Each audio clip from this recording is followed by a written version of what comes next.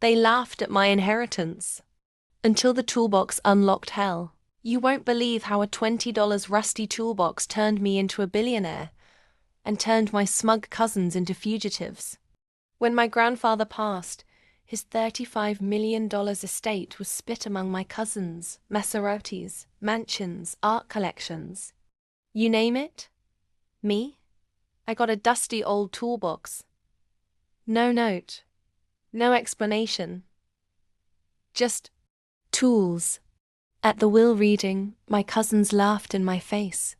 Maybe you can fix our cars, one sneered. Or build yourself a life, another chuckled. I smiled.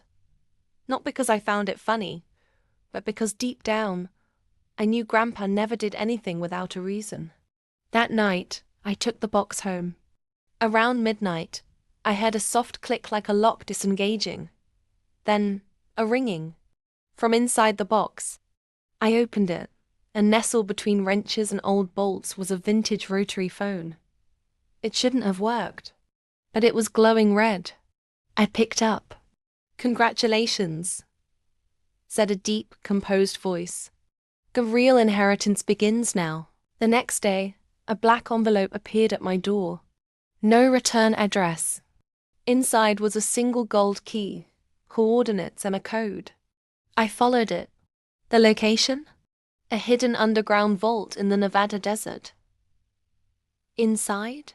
Files, documents, videos, proof. My cousins weren't just lucky heirs, they were criminals. My grandfather had secretly been investigating them for years.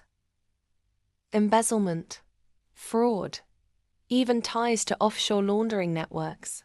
The inheritance they received. All of it was blood money. And he left me the one thing that could destroy them all. Leverage. But Grandpa didn't just leave evidence, he left a plan. With every week that passed, more packages arrived. USBs, crypto keys, surveillance access.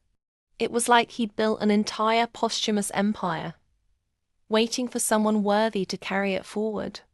And I was done being quiet. I leaked one small file to the press. Just a taste. 2 of my cousins were arrested within days. I waited a week. Dropped another. Boom, international scandal. Family assets frozen. Mansions seized. Suddenly, their laughter stopped. They came begging, offering me bribes, begging me to stop. But it was too late. What they didn't know, I wasn't doing this alone anymore. Grandpa's network, his real legacy was global. Ethical hackers, investigators, whistleblowers, silent billionaires who owed him favors. And me? I became the face of the storm. But here's the wild part. Grandpa wasn't dead. 3 months after I took down the last cousin, I received a package. Inside, a burner phone and a video message. There he was, older, hiding in what looked like a jungle, smiling like he'd just won the biggest game of chess.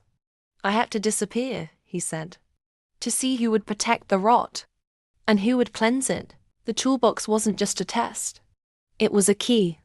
And I passed. If you want more mind-bending stories of revenge, power, and truth, that hits harder than karma, subscribe now.